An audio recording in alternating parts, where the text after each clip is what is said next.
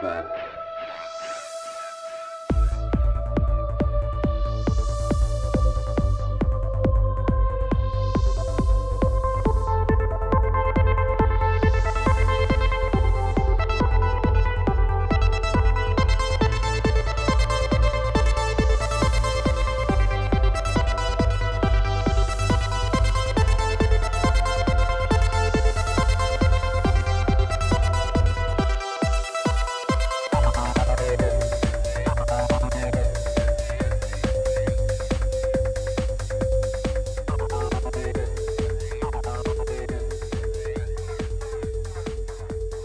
What's up? Another episode of Ripple Effect Podcast. I'm your host, Rica, the Renz, also known as Ricky France, and a great conversation for you today. Today we have Hotep Jesus. Some of you guys might know him from many different interviews he's done throughout the years. He has his own show, but he's also been on the Rogan podcast. He's been on a Tinfoil Hat podcast, Michael Malice's podcast.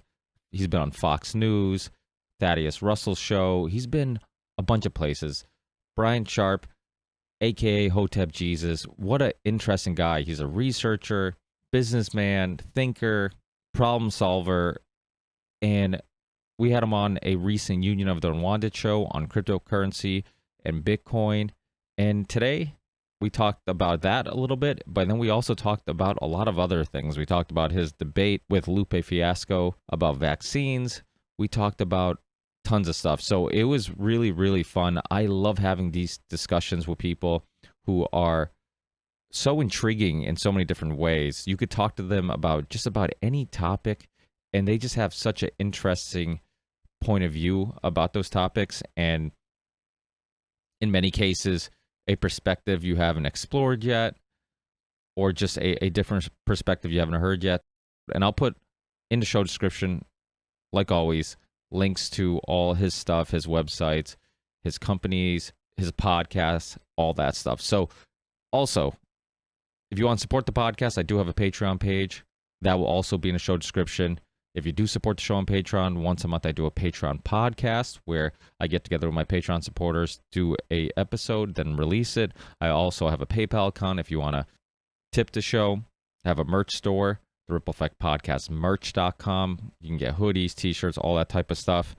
And now I am also on Rockfin, rockfin.com/Ripple Effect. It's a show called Ricky Rants on Rockfin where I just kind of share my ideas, perspectives, things that are going through my head at the moment. A little bit more personal show in regards to kind of getting into my head and things that I'm thinking and personal perspectives on stuff. But it's fun if you are already on Rockfin, which many of you guys probably are, because many people in the alternative media community are there. Like a lot of my friends that have been on the show, like Sam Tripoli, Truthzilla, Vanessa Beeley, Ryan from The Last American Vagabond, Whitney Webb, Jimmy Dore's on there. If you're following any of those guys on there, also follow me. Also, if you guys haven't checked out the Union of the Unwanted, similar to the Ripple Effect Podcast, it's on Odyssey, Float, Instagram, Twitter, all YouTube, all the mainstream places, and many of the alternative places. Subscribe to us, subscribe to our RSS feed, rate the show, review the show. The Union of the Unwanted is a show with myself, Charlie Robinson from Macroaggressions, Sam Tripoli from Tinfoil Hat Podcast, and Mike from the OBDM show. Personally, I think it's one of the best, most important podcasts out there. So many of the episodes, I'm like, we are tapping into something really special in regards to using the platform to promote so many interesting researchers and thinkers and stories. We've had Whitney Webb on there. We've had Greg Pallas, Roger Stone, G. Edward Griffin, Jim Florentine. So many, and I know I'm forgetting a bunch, so many amazing, amazing guests on there. And these and of course, Dr. Judy Mikovich. So many fascinating and interesting guests. And to be able to create a show where all the participants can share the show and we can promote everybody's work and start a community, I think it's something really special. It's just a matter of time before it blows up. So that's it. Thanks, everybody. Enjoy the conversation, and I'll talk to you on the next one. Peace.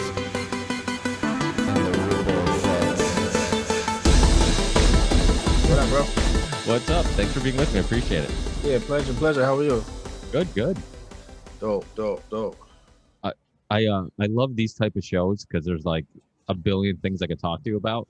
Yeah, yeah, You know, one thing I love about just the way you think, your conversations you have, your interviews, is that you're willing to explore ideas and challenge ideas, and you're not married to any ideas, which I think Yeah. is so important. And actually, as a parent, you know, and being, I'm very similar in regards to kind of constantly going against the grain and asking a lot of questions.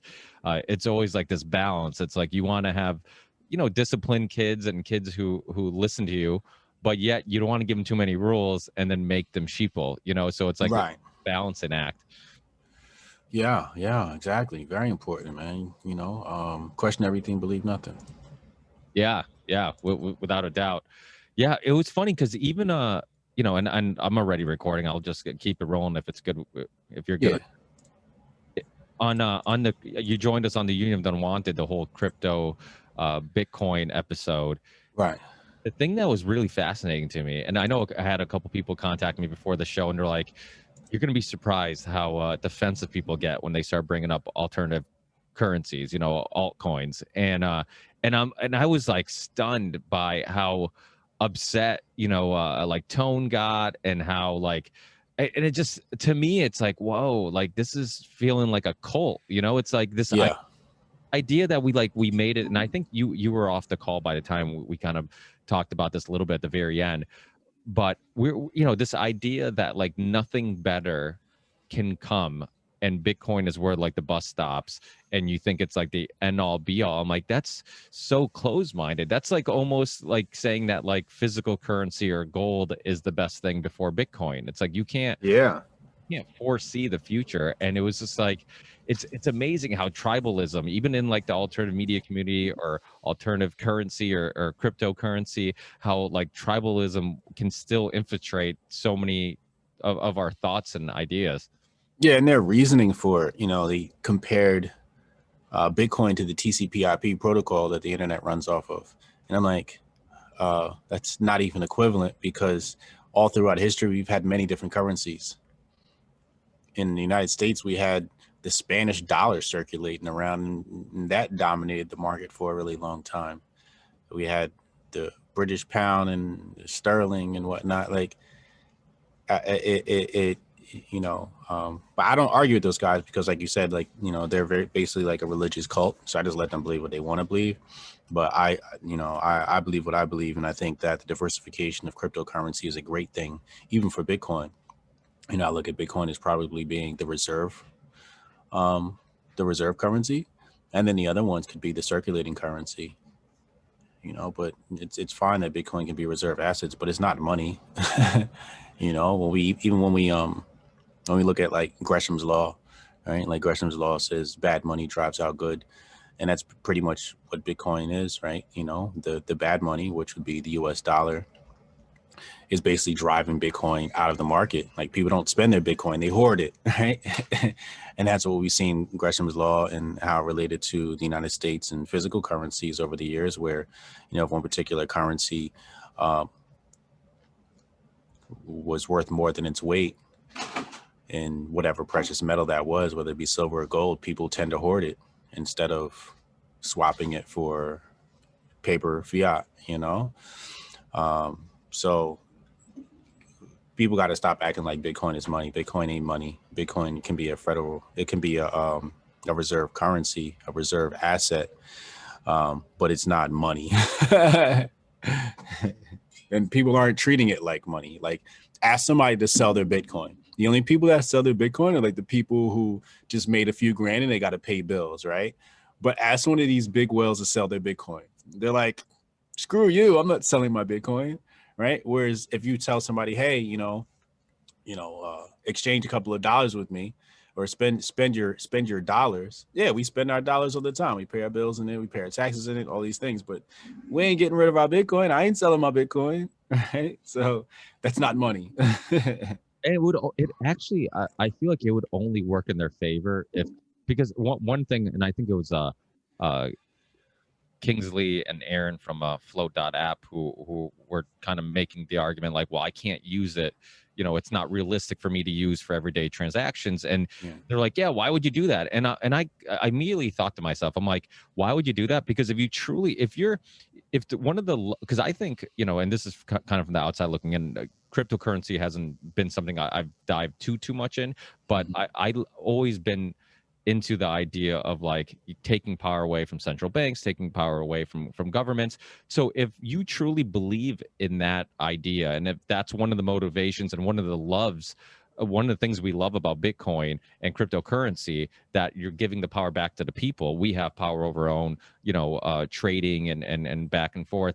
Then why wouldn't you want that to happen eventually? Why wouldn't you want it to be the thing we use for everyday purchases and transactions? So you can say F you to the banks, F you to to all these ridiculous fees and paperwork or whatever you have to do just to do a transaction with somebody else. So like that, the fact that they were looking at it like it was like proposing that or wanting to possibly do that was like a bad thing just seemed kind of silly. Yeah. That's what they tell them. They telling themselves right there, right?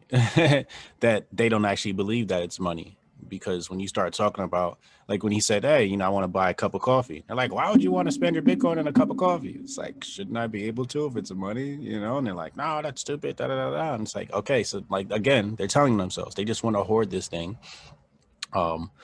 until they reach their sell price, whatever that may be. Or until I believe it's still until they hit their sell price, and then they can swap it for some other capital good. Well, that conversation made me ponder on something. I was thinking to myself, I'm like, okay, so what came first? Because like I became a fan of Bitcoin and the whole idea of cryptocurrency because of my perspectives on the world. Like this idea that like, okay, obviously knowing the history of banking and central banking and how they create money out of nowhere and all the power that they have. Like because of my hatred for banking and the overreach of government and all this stuff, I'm like, Bitcoin, that's why I became a fan of Bitcoin. But it almost seems like they're a fan of Bitcoin first, and then all these other ideas just help defend the thing that they like. It's almost like what came first, the chicken or the egg? It's like what came first, like your love for Bitcoin, and then you just kind of use all these other justifications to defend it? Or are you actually a fan of the idea of like cryptocurrency just in general? Because we should be a fan of cryptocurrency just in general because of those possibilities, the possibility that we can have interactions between two human beings without any third party having to be involved or charging you for anything or putting restrictions on what you can and cannot do. So like when we had that Union of the Unwanted episode, I was like really curious. I'm like, I'd like to go in some of their history and find out like, okay, what was your just perspective on the world prior to Bitcoin? Like, did you even care about these issues that a lot of people like myself who are fans of cryptocurrency actually care about? Yeah, that's a good question. Personally, I was at Occupy Wall Street, and I didn't sleep there. I wasn't one of those people. But because you see me on Dinesh D'Souza's documentary, America Imagine a World Without Her, and captured a clip of me talking to people about the oligarchs at Occupy Wall Street. But one of the main things I understood at that time was, central banking, fractional reserve currency.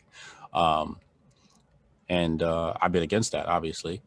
But the thing is, it's not new. It's not a new concept. Fractional reserve currency goes back to the first bank of the United States of America. I even want to say the North American Bank probably practiced fractional reserve currency. Fractional reserve currency actually goes back to early France by the guy named John Law, who was issuing currency based upon a fraction of the species that actually existed in the country, and they ran him out of there. So we're talking like 17th century, 18th century. Fractional reserve currency is not a new concept. It's just been implemented at the Federal Reserve level a lot different. And FDR pretty much outlaws gold, then brings it back into circulation $10 more than it was worth prior to, right? So they've just taken it to a new level with the creation of the Federal Reserve Bank. I'm actually publishing a book. The book is actually separated in two parts: Crimes Against Money and Crimes Against Freedom, which is going to be part of a 3-book series. Like I said, the first half of the book is about the history of money and the crimes against money. So I'm quite familiar with how money has evolved over the years, especially in the lobbying and banking interests to get some of these things passed, so on and so forth. And it's all documented in my book. It's like sitting right next to me and working on it like all the time. But yeah, I can't say I'm one of those people. When Bitcoin started, I was actually skeptical of Bitcoin. You have Alex Jones screaming about a one world digital reserve currency. I think to myself, oh, that's Bitcoin. That's exactly what Bitcoin is. The fact that SHA-256 algorithm was created by the NSA, and that's pretty much the basis for which the mining happens. And then or the protocol for mining, and it's just like Satoshi Nakamoto's, who is he, right? Like, we don't know who that guy is.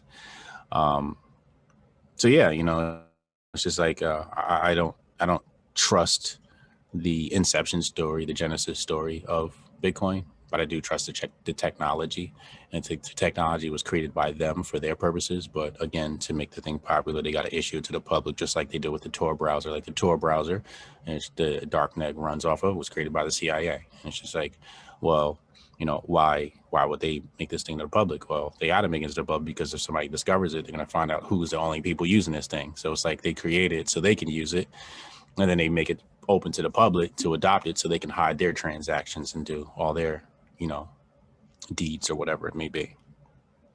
But yeah, that's just, kind of my thoughts on Bitcoin. Yeah, I'm kind of surprised more people haven't been skeptical about just the whole Genesis story because, again, they make the argument that any other alternative currency, it's like, well, we know somebody controls it. It's like, well, we don't know jack shit about the origin of Bitcoin. So how do we know somebody doesn't control something, that there's not something that can be manipulated in some way? It really does seem very religious. And that's, that's the thing about, self-reflecting and constantly reevaluating your thoughts. And that's why, I'm such a fan of people like yourself who seem to constantly explore just different perspectives and ideas and don't get stuck in any type of tribalism. And to me, that's so important because sometimes we get caught up into adopting a idea. Like, so it's like this ism, like, okay, I'm a libertarian. Like their ideas seem to make sense. And, I love libertarians. I mean, I agree with a lot of what, they believe in and their concepts, but I would never call myself a libertarian because now I'm almost stuck having to defend those ideas and never questioning those ideas. And, I do a show on Rockfin from like a solo show where I just kind of rant for a while. And, I did a show recently about ideologies versus philosophy and like how I love philosophy and I hate ideologies because philosophy is like you're constantly questioning things. There's way more questions than there are answers. And then once you get to a ideology and you decide like, okay, my philosophy and all this thinking brought me here. Like the dangerous thing is like once you feel like you've gotten to the finish line, the thinking stops, and that's dangerous because then you might never go back and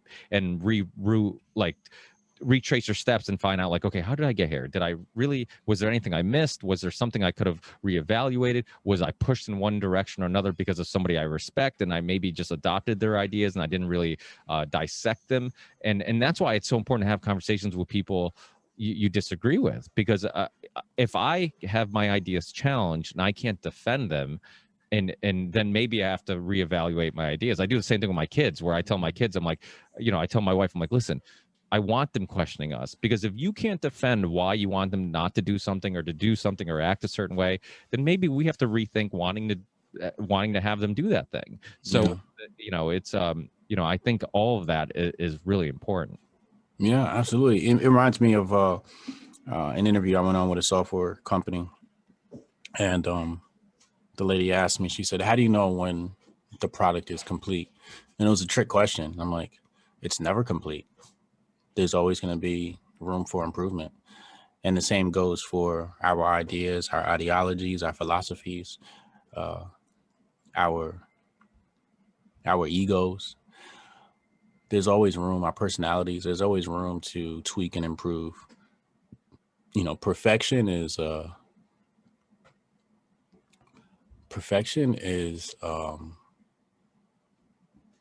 process. Perfection is a process without an end. There you go. Perfection is a process without an end. You know.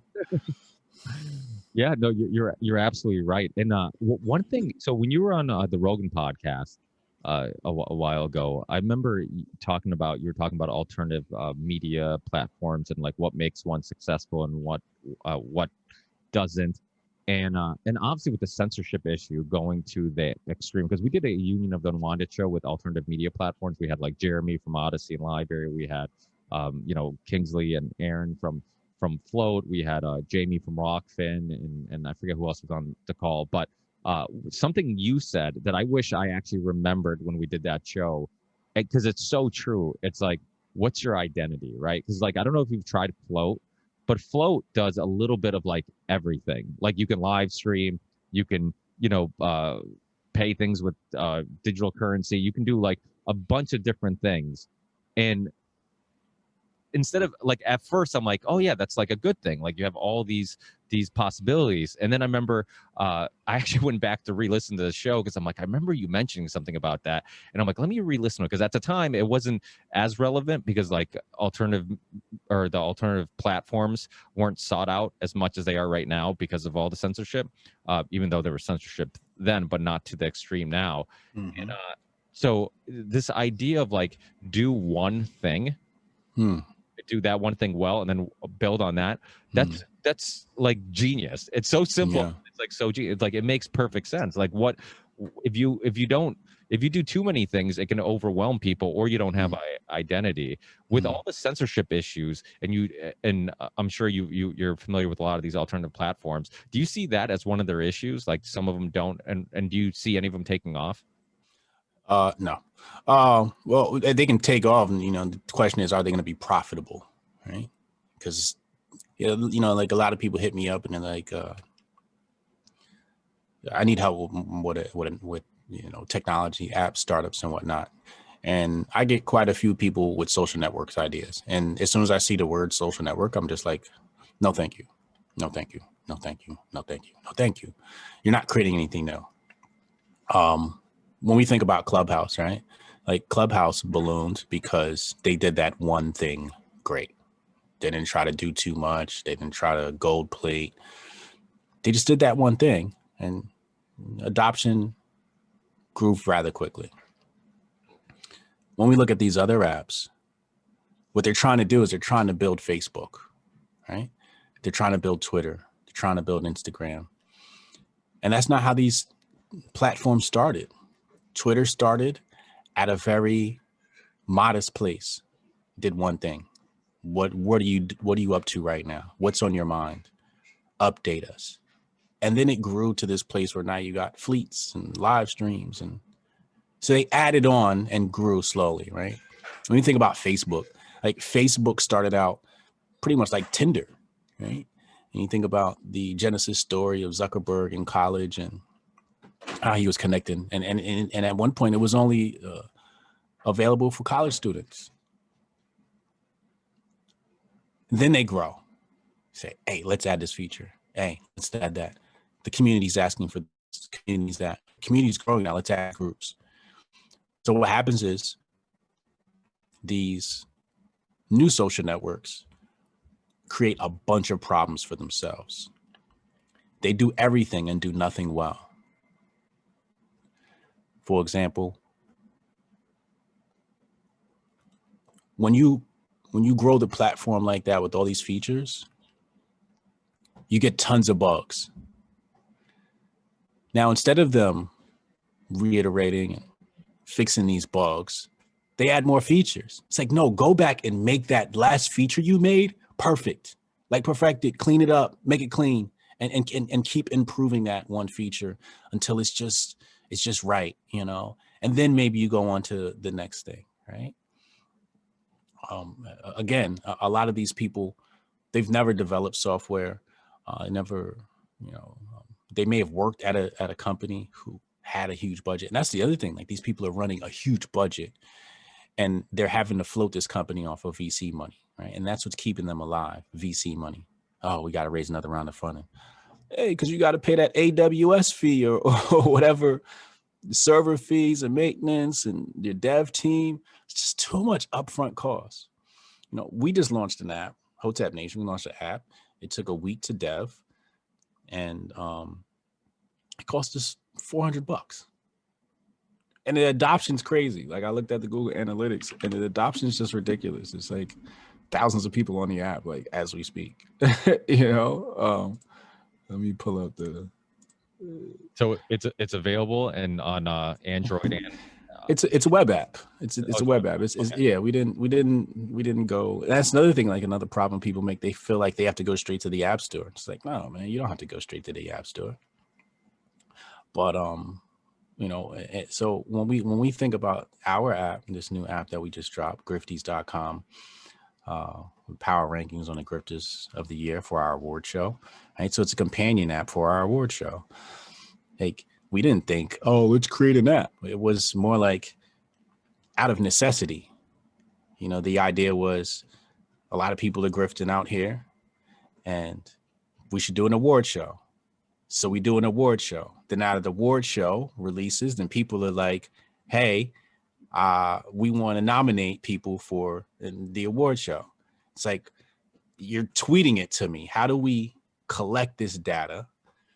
So we created a power rankings app, $400. Now it's up. So now as we iterate on this piece of software here, we're not adding new features. We're going back and just cleaning up minor things like, you know, what's the time zone on the app? You know, the one big feature that we're going to add next is displaying who nominates somebody, right? So you get credit for nominating a particular person, and it adds an air of discoverability. But for right now, we're just cleaning up bugs, man, back-end bugs. We'll probably add crypto payments soon, you know, but it's like, again, so it's like there's a payment system. So it's like we're just going to reiterate and make the payment system perfect. Like we're just going to perfect the features that already exist before we start gold plating. And that's what a lot of people do, man. They just gold plate their stuff. But social networking is just something I'm not interested in. I have a lot of ideas in social networking. But I would, you know, I wouldn't want to. It's just too much problems, man. It's just too much headache when you can just create an app that does something very simple and get adoption and make money another way. Yeah, definitely. I mean, I think now they're, you know, because of all the censorship and how extreme it's gotten, some opportunities are going to pop up and hopefully people take advantage of them. I mean, I like the idea of library and Odyssey, like just it's open, you know, it's open. It's like there's no restrictions and it's kind of on. I think they use some IPFS kind of technology also to make sure that the videos are kind of online forever. Which is awesome because I think that's a big thing. It's like we can rewrite history now with just having control of the internet, because when somebody, you know, for example, my son actually turned 6 today. Happy birthday, Ricardo. And when he goes back and he tries to research like what happened in 2020, I remember my parents being a little stressed out. I remember all of a sudden everybody having to wear masks. I remember some anxiety in the household and all stuff. He goes back and tries to Google it or whatever, you know, search engine he'll be using when he's older. He's going to find just mainstream articles saying, you know, anti-vaxxers were crazy and that you know, the coronavirus is a big deal, and we had bad orange man who was president who didn't take it seriously, and all these people died and blood was. So you're literally remolding history and rewriting history because any alternative perspectives are being suppressed. And I mean, this is why the censorship issue is so, to me, it's such a big deal, because it is one of those things where, you know, you control the information, you control the people. I mean, our perspectives and you know, our perspectives, our opinions, that's all influenced by the information we have access to. You control the information we have access to, you control the people. This, you know, population control or you know, brainwashing and social control. I mean, these were terms that were in like the conspiracy theory realm for a long time. And now people are starting get a grip on the fact that, like, holy shit, they are controlling us. They can control our, I mean, Silicon Valley hires tons of psychologists, and they understand what, you know, what you see, and the algorithms, which specific algorithms can affect how you act and how you react and how you feel. Hmm. There's a great video called Free is a Lie. I believe it's probably still on YouTube, and it's I forget what his name is, but he dissects how Facebook and Google, how they use all these algorithms. They can figure out, like, when you're breaking up with a girl before you announce it. They know when you're going to start dating somebody based on, like, who you're with and how positive your interactions are, and all these things. And it's a crazy time. So it's like, I'm the same way. Like, I feel like the, you know, last thing we need is more social media Yeah. platforms. But I definitely think there's a need for places where we can get uncensored opinions, because you fight bad ideas with good ideas. Like, I want to see all of them. I don't want you to decide for me what truth is. I don't want you to decide for me what makes sense and what doesn't make sense. You know, as humans and with critical thinking skills, we look at all the information, and that's what I consider intelligence is somebody who can look at all the information and filter out the shit that doesn't make sense and keep the stuff that makes the most sense. And they've kind of stripped us of that opportunity to do so. Yeah, yeah. I definitely think it's important. I put all my problematic thoughts on Gab. Gab is my preferred alternative network. I don't really trust the rest of them. I had a bad experience with another alternative network. You know, a lot of censorship came down, and they reached out and they said, "Hey, come to our platform. We'll verify you, so on and so forth." And a marketing guy and understanding software. We had several discussions in regards to how to make the app better, right? And he basically told me, "Hey, you know, write emails and tell me how we can make this stuff better." So I was writing emails and telling him how to make stuff better. And then I forget how the exchange started up, but he basically insulted me. He said, "Hey, bro, if you want a job, just say so." And I was like, "Whoa!" It's like, first of all, no, I don't want a job. I hate jobs. I turn down jobs. You can't pay me enough to work for you. You know, if I come work for you and I'm not in love with your project, it's 200,000 starting a year. If I'm in love with your project, there's levels to it. You know, if I'm super in love with it, I might take a pay cut, but it's definitely 6 figures starting. You don't have that type of budget, bro. Like, stop it. And he took it as though, like, I'm some starving black kid out here. I'm 40 years old and I do well for myself. At this point, I have 7 corporations, right? One of them is a nonprofit organization called Hotep Nation. Is one of the biggest movements to hit the internet in decades. I don't know what's wrong with these people, but so that's why I stick to Gab. I feel like Gab is homegrown. Andrew Torp is homegrown, supported by the people. There's no large financial oligarch backing them like some of these other platforms. You know, even with Coinbase app, like we have coinbaseapp.com, right? And we're homegrown. We are completely financed in-house. There's no big VC backing us. And often I see people tell people, "Hey, buy Bitcoin from this person, that person." I'm like, so you want to buy Bitcoin from the oligarchs instead of buying it from the little guy? And even the platforms that are so-called competitors can't compete with us because they don't understand the market like I do. They don't understand marketing like we do. And I'm sure their books, as far as spend, is ridiculous, whereas our overhead is stupid low. So we're just, we're banking profit and reinvesting the profits into the company.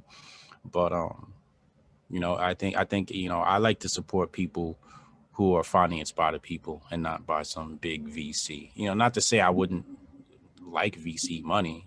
That's fine, if a VC wants to invest. But I think it's really weird when companies come out the gate and they have this huge, large VC money, and it's just like, who is that person connected? You find out that person is connected. This person is connected to Congress, and it's just like, I don't want to get involved in that stuff.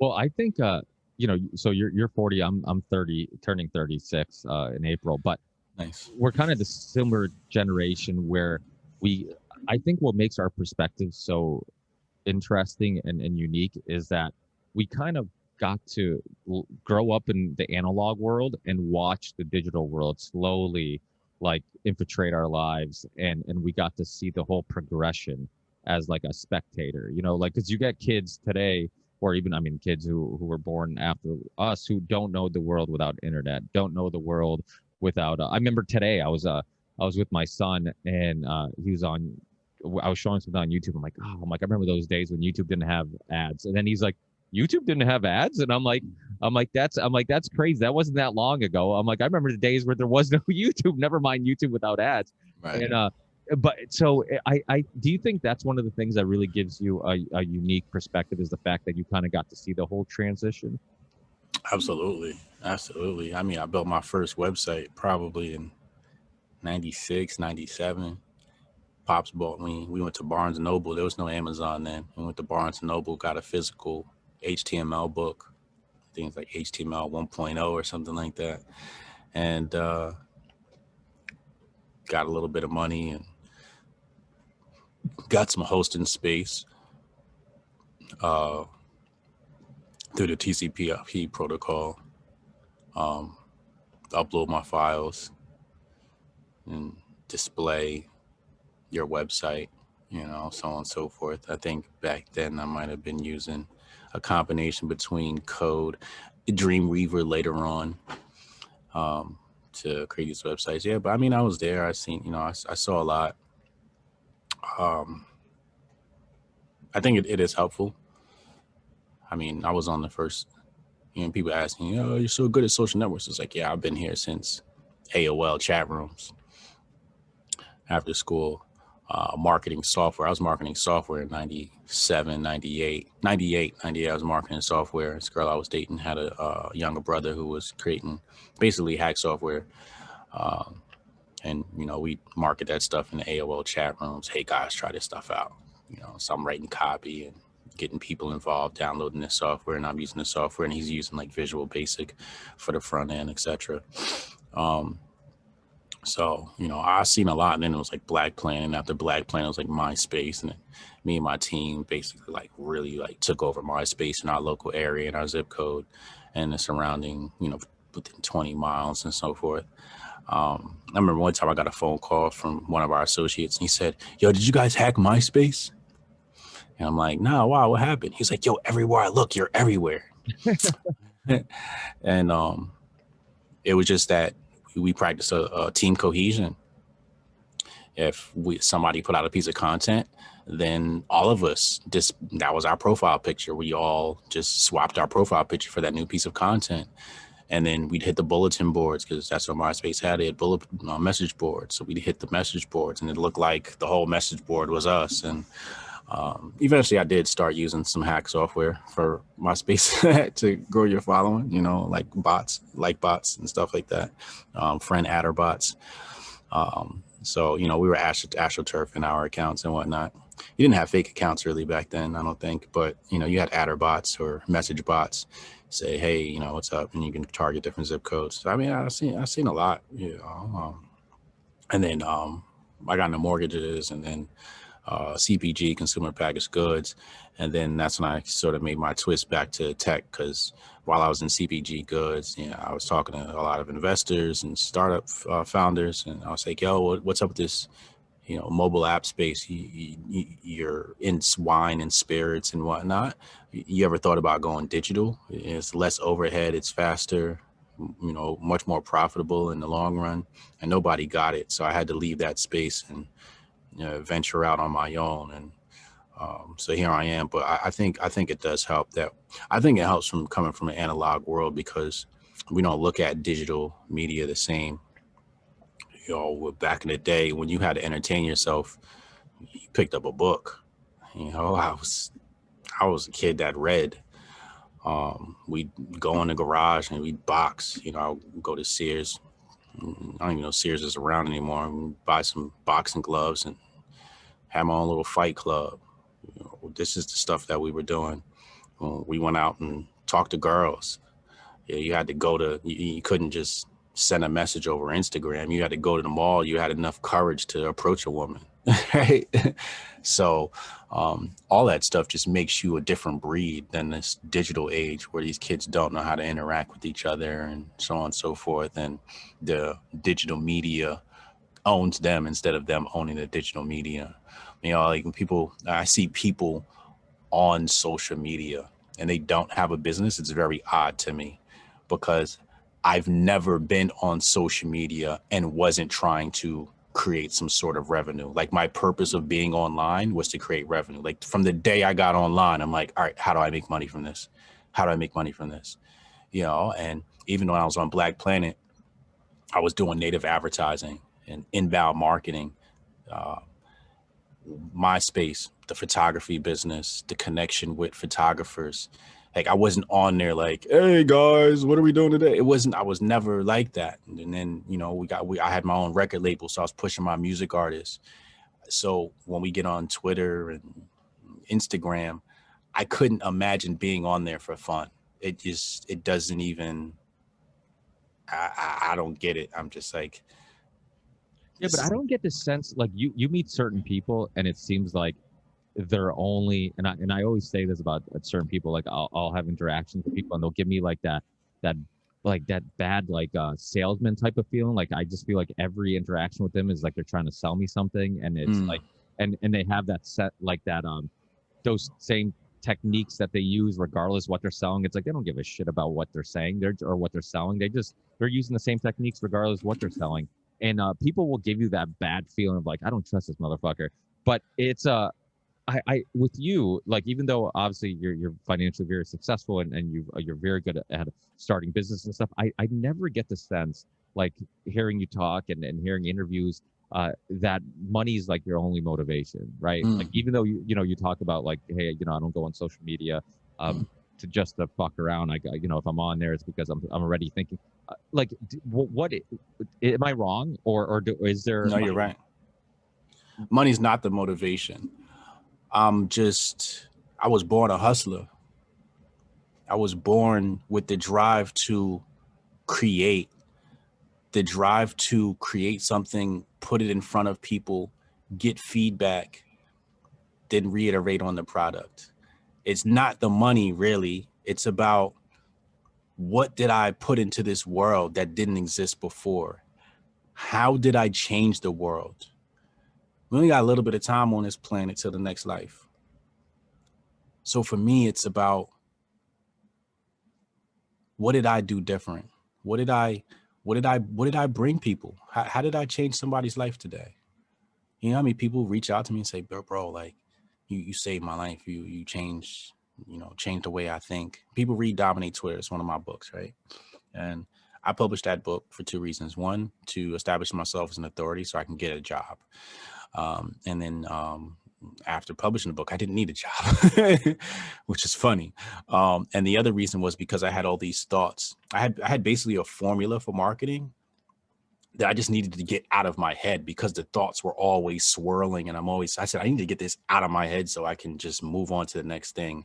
So I had to get it out of my head, and I got it on the paper, and it just became a great document, and people read it and they're like, bro, like this changed the way I even think about entrepreneurship. It just changes your mind from a regular pleb to a hustler to an entrepreneur, right? To a startup founder. I had one guy who was a psychologist, and he said he purchased a bunch of different Twitter courses, and he said, and books. And he said mine was the best. My 100 and something page book was the best thing he's ever read. He said he wished he read it when he was 20 years old. He said it's so meta. That's the word he used. He said it's so meta because when I operate in this world, for example, I call myself a social engineer, but when I operate in this world, I don't target the conscious mind. And that's the problem. Like when you talk about these salesmen, they target the conscious mind. I don't target the conscious mind. I target the subconscious mind. I plant seeds and let them grow. And then you come back to me like, hey, yo, what was that thing you said like 2 years ago? Right? And you're like, you finally get it now, right? That's where the show Hotep's Been Told You comes from, because I'll tell you things years in advance. And then when it finally come around, you're like, wait, that was like such a prolific thought. But I pay attention to money. I know money. I study money. I like money, but money doesn't motivate me. I'm actually jaded to money. I'm one of the few lucky people in this world that was born with a silver spoon in their mouth. My mother had a master's degree. She worked for a Fortune 500 chemical company. She made 6 figures. My father was one of 2 black electrical inspectors in our state. He made 6 figures. So he was an electrical inspector and an electrical engineer. So we had the nicest house on our block, and we on a block full of white folks. Even our white neighbors was jealous of how nice our house was, well upkept. So I grew up with money. Like, money wasn't an object. We vacationed twice a year. You know, some people never even had a passport. Some people never been on a plane. I was going back and forth to Jamaica all the time because that's where my dad was from. Mexico, Cancun. We've been, you know, I was well traveled as a kid. But I'm jaded to money because I grew up around money. My sister's a doctor. My brother works for a bank. He's a computer programmer. I never, but the thing was, for me was, I hated poverty. I hated that people had to go through poverty. I hated that one side of my family was living in the hood. And as a kid, I didn't understand it. I said, how is it that I have money and my parents and we're living good, but my family is suffering right now? Like, they might have 1 meal a day. They might have a family member who's got an alcohol problem, a family member who just died from AIDS. My cousin Steve died from AIDS. My aunt Gwen, you know, she passed away from cancer. I got family that lost their lives to cancer, and the streets, you know, getting shot, getting killed by police, getting killed by gang members, like, still to this day. Right? So I never looked at it as, you know, like, I got money and you don't. I looked at it as, damn, I got money and you don't. Fuck. So for me, it's like, the little bit of money that I do create now isn't enough. I'm like, I literally have to be a billionaire to be able to help people. So it's the driving factor is how to help people. And I know that money is the way. So it's not, money isn't the motivation. Helping people is the motivation. It's just that money's the vehicle to go there. So I'm like, all right, how do we get to this money? How do we get to it so that my family doesn't have to suffer anymore? You know, I want to help the world, but I still got at least 100 family members living in poverty, at least. And that might just be in my state, you know, like, my cousins, some of them had to resort to prostitution. Some of them had to resort to drug dealing, selling guns. You know, it's just like, if I was a billionaire, I could really put them on their feet, you know? So it's not, money's not my motivation. I just think about money all the time because it's a means to an end. Yeah. Some people live to work, other people work to live. It's the same type of thing. Yeah, I had Freeway Rick Ross on this show, and it's same. Oh, wow. He, you know, similar type of idea where, you know, the reason why he got into drug dealing, and it was because of necessity, because he didn't have options. I mean, this idea that everybody gets this similar options, like everybody gets to start at the same spot, and if you just work hard, you get there. I agreed to that with that to an extent. Like, I was born in Portugal. My parents, you know, were raised in a house with no running water. They came to America. You know, they worked their asses off. You know, my dad, typical Portuguese immigrant, or like very similar to like Italian immigrants. He worked construction. My mother worked at a factory, and saving money and making money was the same thing. They weren't making shit, but because they're saving it, you know, you know, that's how they got ahead. And but I also think there's this what I call like this sabotaged American dream, or this false American dream, because what happens is that, like, a lot of foreigners, they come to America for the pursuit of financial wealth. And what ends up happening is they lose all the other wealth that they had, you know, cultural wealth, community wealth. My parents, for example, like, money was, I try to think about it as little as possible, because of the fact that growing up, it was the center of all conversations. It was always about, like, I couldn't get the nice clothes because, you know, we couldn't afford it. I couldn't do this because we couldn't afford it. Or if I did anything for pleasure that didn't involve, like, me, you know, like, if I was I play basketball. I love playing basketball. And And actually, yesterday was the first time I played indoors in Massachusetts in like a year, which is crazy. I was telling everybody at basketball, I'm like, how crazy is this? Is that like we live in such a crazy world that we're excited about having the opportunity to fucking shoot hoops with some buddies indoors. I'm like, this is ridiculous. I'm like, the fact that like we're excited about this is just, I'm like, we should rethink, this is why I always say there's like this invisible war, because it's like while everybody was enjoying the freedoms and rights and all this stuff, there's people in the alternative media community that were making sure those things stuck around. Like we're talking about government corruption, we're talking about overreach, we're talking about big pharma, we're talking about, and everybody was enjoying life and not worried about it until like it finally seeped into everybody's personal life, and now they realize it was a big issue. But yeah, so I've had like the opposite effect where I hate thinking about money. I hate talking about, because I was like, almost like, to me it was like the root of all my stresses, and like pleasure was just something that like life wasn't about pleasure. It was always about like, don't be poor, like, and a little bit is like, my wife has a grandmother who grew up during the Great Depression, and because she grew up during the Great Depression, I think it like traumatized her where she never wants to be poor and go through that again. So she's very good at saving and that type of thing. And so I understand that aspect of it, but I think we can get so caught up in that pursuit of like being financially secure and saving and all that stuff that, like you said before, like life is, we don't know how long we're going to live. Like this idea, like when people were saying, oh, don't worry about 2020, we'll just 2021 will be better. I'm like, listen, motherfucker, there's some people they're not gonna make it to 2021. This like, we always say tomorrow's not promised, and all of a sudden we're pretending like not just tomorrow is promised, but the next year is promised. It's like it's insane. But yeah, I mean, I just, to me, it's, I could tell from like hearing interviews with you that money wasn't a motivation. I mean, you look at all the greatest thinkers and Nikolai Tesla.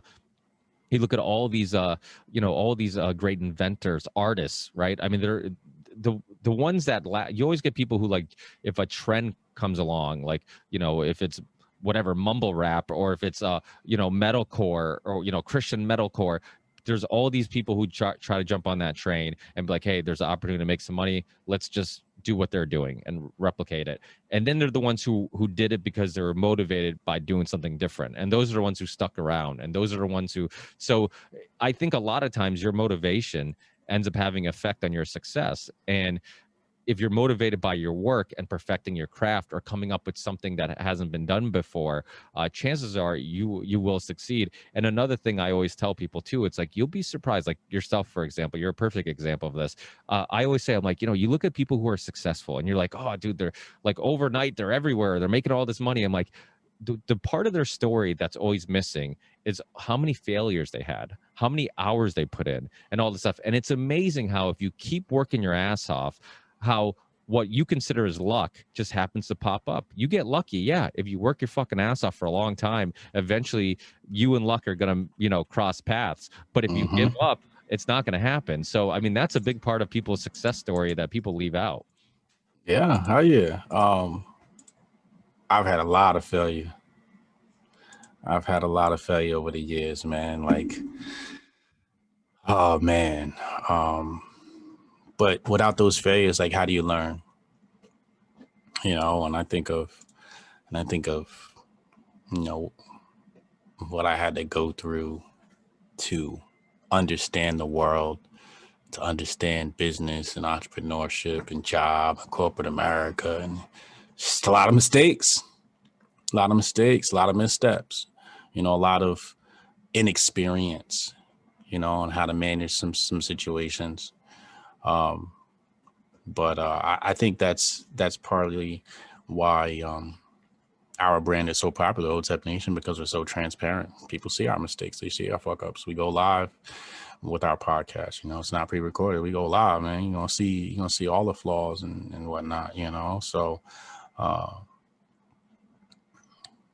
I think people appreciate sincerity, because that's the thing. Like Joe Rogan, for example, a lot of people give a fuck about Joe Rogan as he gives zero fucks about what everybody else says. Like, so everybody's intrigued with him, and he could care less about what everybody else thinks. And that's it, when we live in a world where everything, and this is why when I was late to the game too. I started in 2013, But throughout the years, like I remember telling people, I'm like, dude, I think podcasts are going to really blow up. I think podcasts are really going to blow up. And people are like, why? And I'm just like, because you're listening to people talk and have conversations.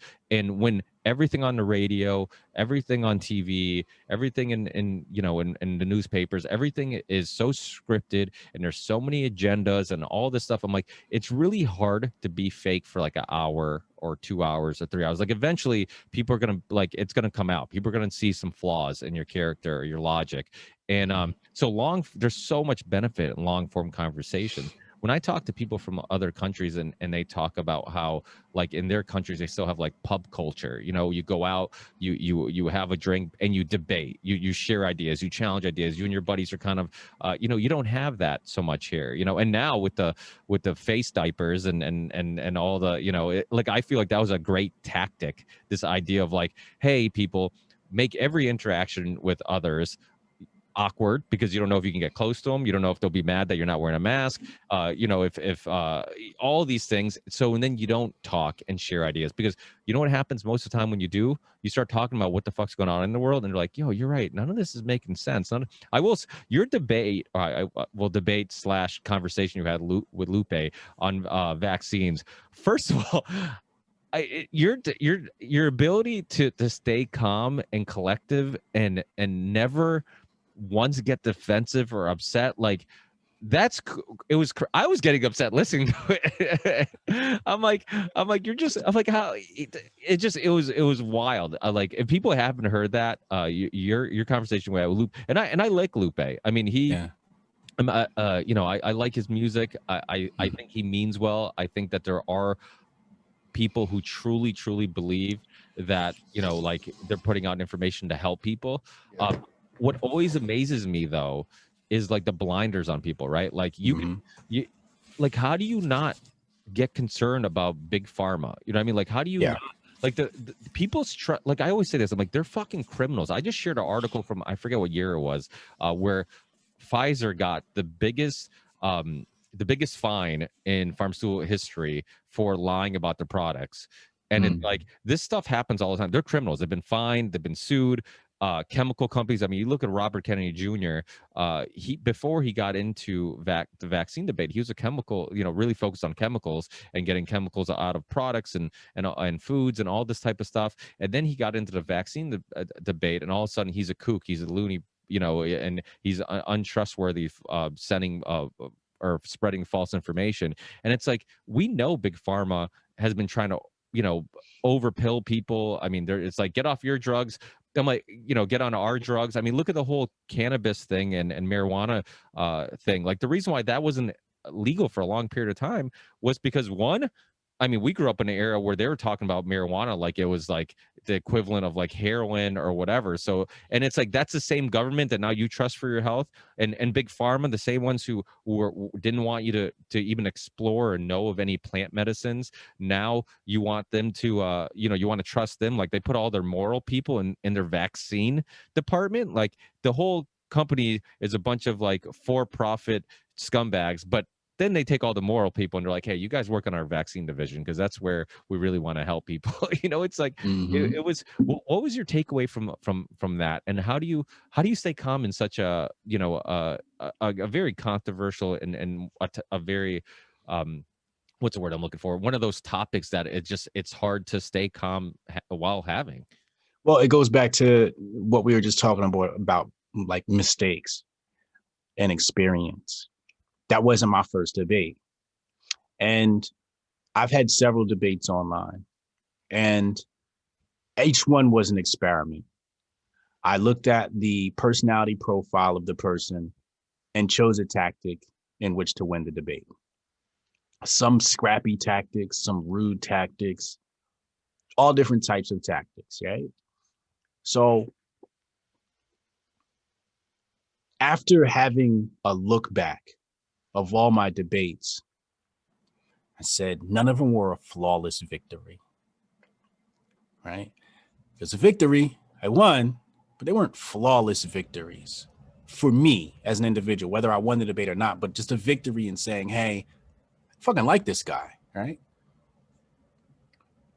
And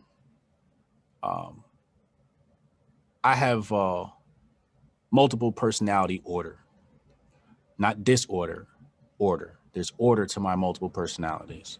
I'm a Libra, so I do things to balance out. My girl calls me a chameleon. But being that I grew up half in the suburbs, half in the hood, and around all these different personalities, I was the only child, and I was taking psychological profiles on everybody growing up. I picked things up from a lot of different people and realized that different personalities work in different places at different times. So I can be many different people. Some people would say that's shady or that's fake or something like that. I don't know. I used to try to wrap my mind around that, and I said, no, this is just me. I just happen to have multiple personality order. You about to say something?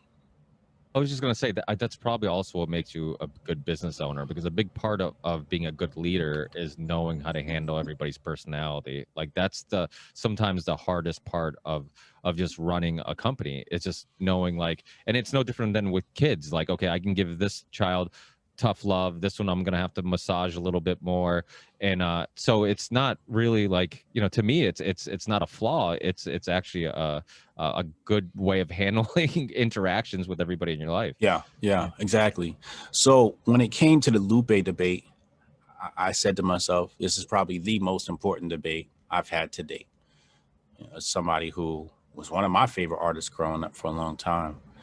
And the mindset for that debate was, I'm trying to think of what I told myself.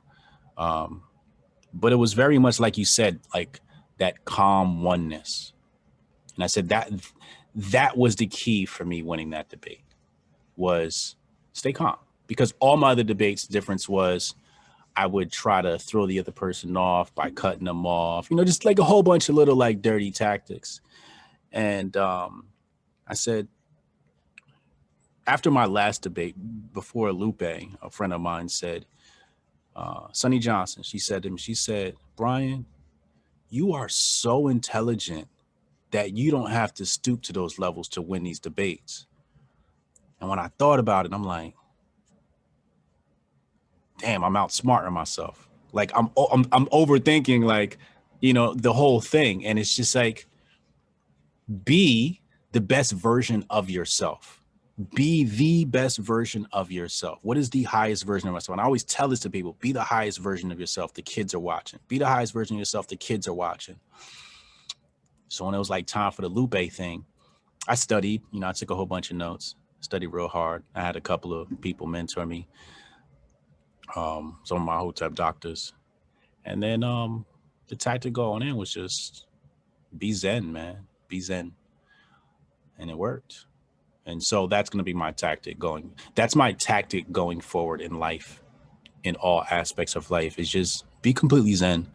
I mean, it's something I lived on, but I in my other debates, I lowered myself to their status to win the debate on their grounds when I could have elevated the entire conversation. So that's, that was my, when you say I was calm, it's like, yeah, that was my goal. It's easier said than done. It is. Yeah, I mean, it is one of those topics. I've talked to so many people, like, I've had Del Bigtree on the show, Brian Hooker, Dr. Brian Hooker, who was in the Vax documentary, and I mean, I've just so many people who've had vaccine injured children who are, advocates now and out there, and so many doctors that have been suppressed from social media and YouTube and whatnot. So to me, it's like when somebody, and again, it's the power of the media. Like, you think about it, how many people are saying, I mean, just today I was out with my son and I heard somebody say, yeah, have you got the vaccine yet? They're talking to one another. They're like, oh, I can't wait to get it. This and that. Finally, things will get back to normal. And I don't like confrontation, but the only thing that I hate more than confrontation is not spreading truth and not spreading information. Like, to me, it's like, okay, I know this could cause a confrontation, but I can't know this and not share it. And so I'm like, well, you do know, like, the vaccine doesn't stop the spread of the virus, right? So, like, everybody who keeps saying, like, once we get the vaccine, things will get back to normal. I'm like, it doesn't stop the spread of it. So what is the vaccine going to do? I mean, even the vaccine companies are telling you this. And then people are just so quick to like, they're not questioning which vaccine. It's like, just get a vaccine. They don't care which vaccine. Just give me any vaccine. I don't care. Just get the vaccine. Like, there's only one, and it's like they don't realize that there's multiple ones. There's different technologies. That the studies obviously have been fast tracked because of a state of emergency or whatever it may be. And that was the thing. Like, I've heard you. I think you were talking to Dave Smith when you guys were talking about Trump, and I think one of the things about Trump that was really fascinating was in many, and I'm not I'm a political atheist. I don't. It's all political theater to me.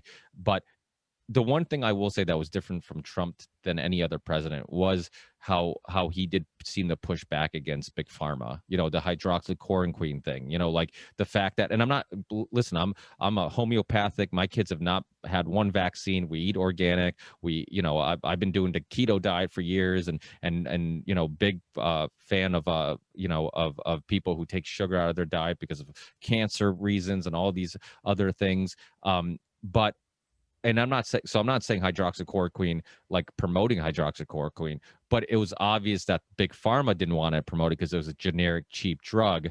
And he's like, well, fuck you. I'm going to say that there's some reason to look into this. And by the way, I'm on it. And I'm like, to have the balls to do that. And I know you also said the thing about him calling all the media fake news. Like, and people are like, oh, well, we already knew that. I'm like, yes, we did. But every politician prior to him would play the game. It's like, I know this person is asking me a question this specific way because they're trying to get a headline out of me. But so I'll be polite and I'll try to do my best to try to avoid it. But nobody's ever just said, hey, I'm not playing your game at all. Fuck you guys. You're fake. You're lying. Like, to me, that was different, right? Yeah, I enjoyed that. Even like yeah, I'm not answering any of your questions. You're fake news. I'll go to you. Like, I was like, yeah, like, where's the realness, right? Like, I just wanted a real personality, man. Somebody who was themselves. Even if you were pushing the worst stuff on us or whatever the agenda might be, at least I know, okay, this person's being themselves. I hate fake. I grew up around fake. Everybody in my town was fake. I hated fake. And I used to come to school like, why are y'all so phony? Why is it that people are afraid to be themselves? And I was ostracized for being myself. And I never let that change me. I said, nah, like, I am who I am. This is what you're going to get. Right. And thanks to my dad for really instilling that in me. But man, like, the level of fakeness you got to be in politics, the level of fakeness. I mean, in the music game, I was in the music game for so long. And, I was working for 50, so I was real deep in there. And some of the people you meet in that industry, it was just like, why are y'all all so fake? Y'all all just fake, smiling in front of each other. Y'all fake with me. I remember when I was a nobody, I'd reach out to some of these personalities and they'd ignore me and they'd tell me no. Then the 50 thing came around and now I'm bigger than them. And they're like, yo, hey, we need a couple of favors, or, can you do this? It's just like, bro, like, you didn't like me before. Now you acting all like I'm the man, It's just the level of fakeness just really made me sick to my stomach. So when I saw Trump, I said, wow, somebody being themselves. It just related. I just related to that, man.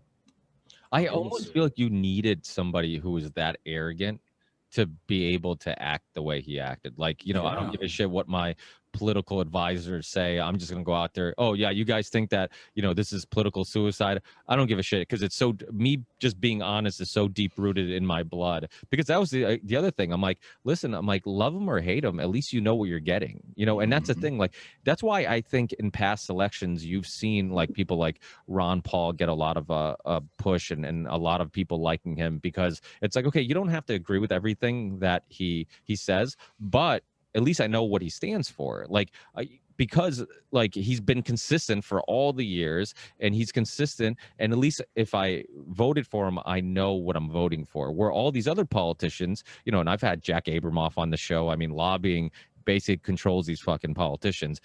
And most of these politicians will tell you one thing, and then if money comes from another direction, they're like, okay, I'm going to vote against this or vote for that or put this language in that. I mean, lobbyists will give language to put in bills, and most of the time the politicians will vote for it without even reading it.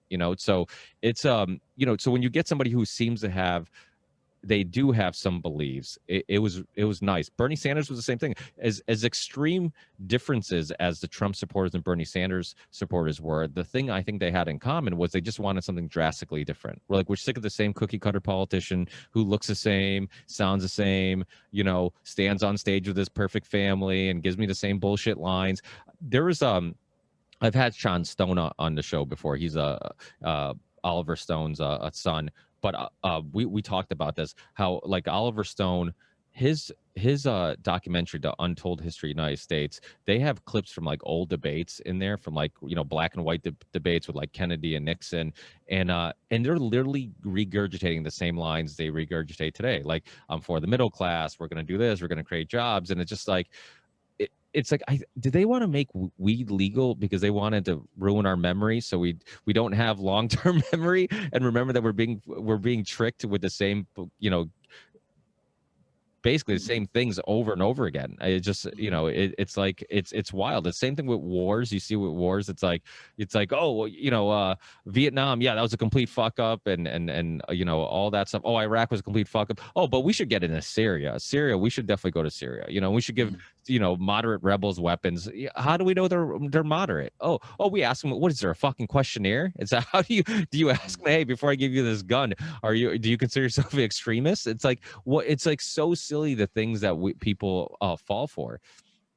Yeah, in regards to weed, I've been a pothead for probably 2 decades, and then last year I quit completely. Yeah, I think I heard you say that. Yeah, I'm like done with it, and how's it affected you? My memory came back. I can actually remember what I was about to say. But I have a lot more clarity. I mean, over the course of a decade, I would have stints where I'd go clean, and because like you build up such a high tolerance that you weren't even getting high anymore. So it's just like, all right, I got to stop. I'm not even getting high. I'm not even enjoying this anymore. It's just putting me to sleep. It's just making me lazy. It's not even enjoyable anymore. So I'd have stints where I'd go and I need a moment of clarity. So I'd be clear for like 3 months, and then I get back on for like a year or a few months. But so now I'm like an occasional smoker, right? Or it's like when I go to the homie's house, I'll toke up when I go over there, and then that'll last me for like the next 2-3 months, right? And I think there are benefits to the marijuana, right? Like I remember I came down with a stomach virus. I treated myself with marijuana. It completely destroys the symptoms. You don't get the nausea anymore. You get your appetite back, and you just feel better. It just makes it easier to live with the stomach virus. So I will use it to treat myself if I ever feel sick, and nauseous, because it cures nausea. It doesn't cure nausea. It just alleviates the feeling of nausea, I should say. Because you're not allowed to say the word cure. But it's all right. I've already been shadow banned everywhere. It's I've had Dr. David Martin on here. I've had Mickey Willis in the Plandemic documentary, the filmmaker. Yeah. I don't know how I'm still on YouTube, but they're shadow banning me. But it's all right. I mean, to me, I'm done like I don't like self-censoring, so I'm like, right. I'll say whatever I want as long as I last on YouTube. Great, Yeah. I've never monetized on there, so I think that helps. I've never monetized and I age restrict my stuff, so it's not. But the thing is, I really believe they're pushing marijuana on people because it makes us lazy. That's the one thing. It makes you less productive. But look at all you've accomplished, right? And while smoking weed, and then you look at people like Joe Rogan, and I've had Eddie Bravo on the show. I mean, you guys are busy dudes who have multiple projects going on at once and a lot of stuff. I mean, I don't smoke weed, but I've doubled my production since quitting. So if I've done a lot before, I've doubled my production by not. Because you figure, like, if I get high, I lose at least 3 to 6 hours out of my day. Because you got to take a fucking weed nap. It's going to crash you at some point, right? Now I get those hours back. I gain 3 to 6 hours out of my day from now. The productive hours of weed, I can't reach that level of productivity, right? For example, whenever I need ideas, I go to my homie's house, we sit down, we smoke, and then I come back with like the whole marketing plan, like A to Z. And then it's like, all right, now I have to be productive and actually execute this marketing plan. So we leave weed alone. So it has its strengths and it has its weaknesses. I think the problem is when you do it too much, we overindulge. And I think that's what they want. They want the public to overindulge in this herb. I think that's the real bigger plot. It's just like, well, let's put everybody to sleep. Also, when you smoke weed, you don't give a fuck about shit. Like your level of giving a fuck drops to zero. So you're like, oh, the government did this. Ha ha ha. Who cares? Right. But when you're sober and you're not on weed, you're like, hold up, nah, that's not cool. Like certain things like, really get to you. The other thing I like about weed is it makes you self-aware. Some people call it paranoia, but it actually makes you self-aware, and that can be really good too, because then it can highlight things about your personality that you need to change or fix or think about. So that's the other strength that comes from it. Well, some people will look at it as a weakness. I look at it as a strength. Anytime you can become self-aware. Yeah, I think, so I use I like cigars. I like whiskey, wine. Those are kind of my go-tos. My dad made wine, and like throughout my whole family, everybody's made wine, and it's kind of it's to me, it's the same thing. Like having a glass of wine or having like a whiskey and a cigar, and just being there with my thoughts, or just with a couple friends, and we're sharing ideas. To me, it's important because it gets me out of my regular pattern of thinking, because you can get caught up. I think that's the thing, what weed does, or alcohol for some people, you can get caught up. Like we're creatures of habit. We can get in the same very similar habits. So our thinking is very similar to our habits, right? Like our thinking habits just stay in the same patterns. And then you need something kind of like you throw like a monkey wrench in there, where just like, okay, now let's just rethink everything. Like let's rearrange shit. And then that's when you come up with these great, just creative ideas. But you're right. I think that if you overdo it and you're always thinking or doing the things to come up with the ideas, but never stop doing those things, so you can actually get to implementing those things and actually producing those things, it is a balance. But I guess that's what life's all about anyways. It's a balance. Yeah. It's about balance, man. It's about balance. That's all this shit is about, bro. The yin and the yang. Yeah. You got to find that balance, and that's what I try to do with my days is find that balance between rest and work and family. Rest, work, and family, and then everything else just comes secondary. Yeah, the family thing is really interesting, because I'm the same way. We have a little family-owned construction company. That's my full-time job, and the nice thing about managing it, I make sure it's never too big where I can't spend like maximum time with my family. Like to me, it's like, could I be better at managing this company if I invested more time and effort? I could, but everything comes with a sacrifice, and the sacrifice would be me being less of an influence. Me being more of an influence on this company means I'm less of an influence on my kids, because I'm not going to be around. If I'm not influencing them, then what's influencing them? It's the TV, it's the whatever. Like my kids are homeschooled for now, but because of all the mask mandatory stuff in Massachusetts. But previously to that, like my son went to preschool, and eventually we're thinking he's going to go back to public school. And then but I've done shows on like unschooling and homeschooling and all that type of stuff. So I think it is really important to do some unschooling if you're sending them to public schools, to make sure they don't just go along with the herd. But yeah, I mean, to me, that type of stuff is so important, the balance of, because everything you talked about growing up in the suburbs, same thing. Like I remember like my wife and I driving around, she's like, oh, look at that giant house or this and that. And now, I won't say jack shit. I was like, yeah, whatever, And then after a while, I'm like, you do realize like there's a price to pay for that giant house. That means like that husband might never be home. That husband might never be around to help with the kids and have an influence on the kids. So that's why you see so many rich, and in not all cases, because obviously you were raised in sounds like a family that was doing pretty well, and obviously you guys found a healthy balance because you have No, I never saw my parents. Really? Because it sounds like you have a good relationship with your father now, right? My dad worked all day, you know, and my mom worked all day. My mom, you'd have times, like I said, she was a fucking accountant for a Fortune 500 company. Some days she'd come home at 9 p.m., Wow. 7 p.m., 6 p.m. 6 p.m. was early for my mom. I'd expect her after 9, 8 p.m. My dad, especially when I got older, he worked the night shift. So when I was coming home, he was going to work.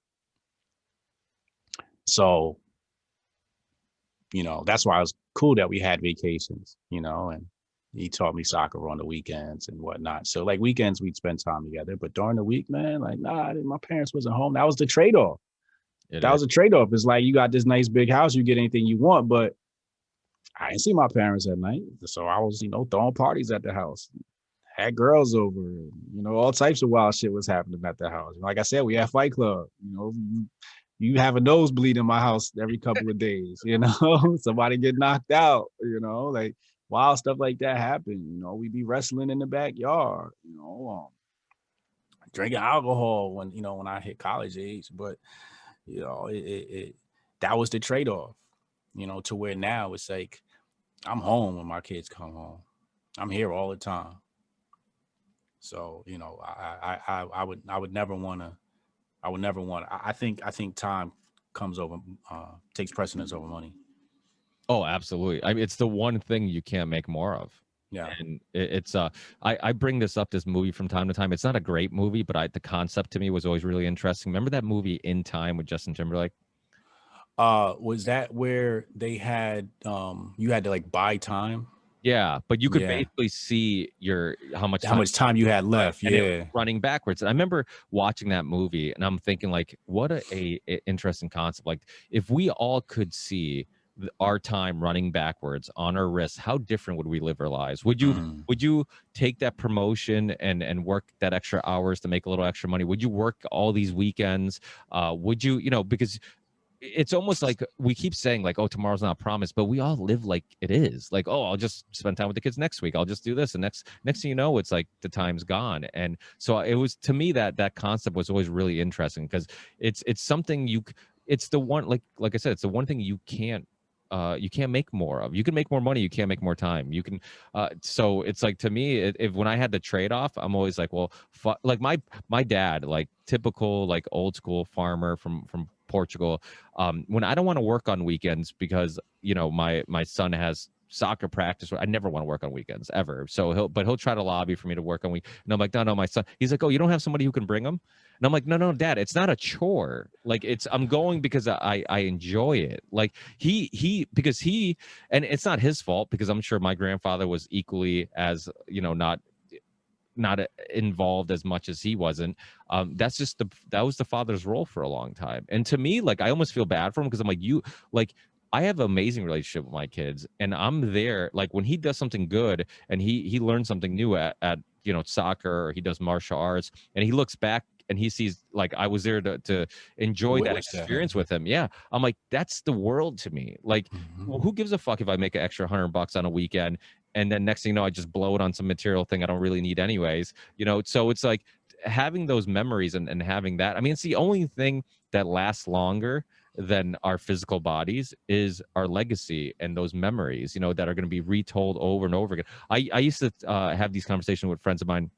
They're big sports fans, and I'm like, that motherfucker went to that team for more money, but that team sucks. And guess what? When all that money's gone, nobody's gonna give a fuck about his legacy as a player, where he should have took less money, made an impact, and you know, and actually won championships. And because the only thing that lasts longer than that money he's making is the memories and the legacy, you know. So it's weird how we in America, it's like we put everything on, like money's the pinnacle of all these things. And so, do you know who Dr. Christopher Ryan is? He wrote the book like Sex at Dawn. He also wrote the book Civilized to Death. But he's a really interesting dude. He civilized to death, and I think when he was on my show, he was in the process of writing it. Wasn't even out yet, but he civilized is like this idea of like progression. Like, what is progression? We think like we have faster cars, we have faster computers and phones and all these things, and food that lasts longer and all this stuff, but people are sicker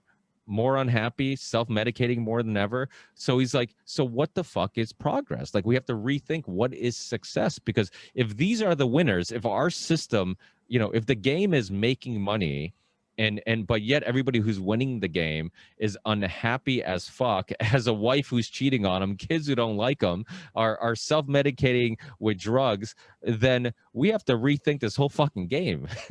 Yeah, that's my thoughts on plastic. When people say, hey, look how far we've come, and Europe civilized the world, and I'm like, no, Europe uncivilized the world. That you look at our primitive ancestors, they no signs of depression and anxiety. Yeah. They were happy. Yeah, it's like I was happy butt naked in the forest, bro. I was good. I didn't need you to come and ruin this world with your plastic. When we created something that was biodegradable. And if it wasn't biodegradable, we wouldn't think to create it. If the thought came to our minds, like, yo, like some people would say, the civilization, you guys didn't create this. And it's like, look at what that thing has created. People talk about the cell phone.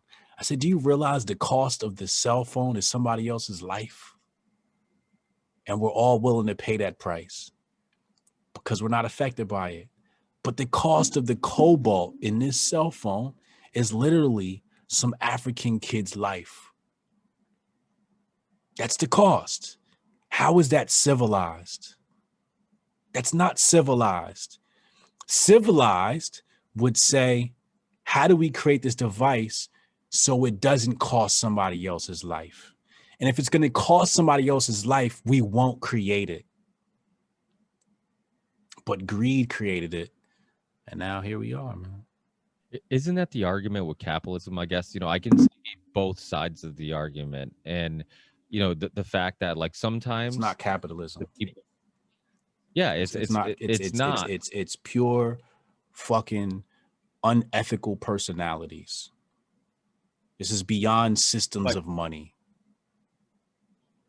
No, it is. And then you look at there's been studies where, you look at like most CEOs or people at very high, presidents of big corporations, they have a lot of the same symptoms as psychopaths. Yes. And a lot of same psychology, not being moral, but the thing is, we've kind of created a system where we reward people like it's that cultural. In many cases.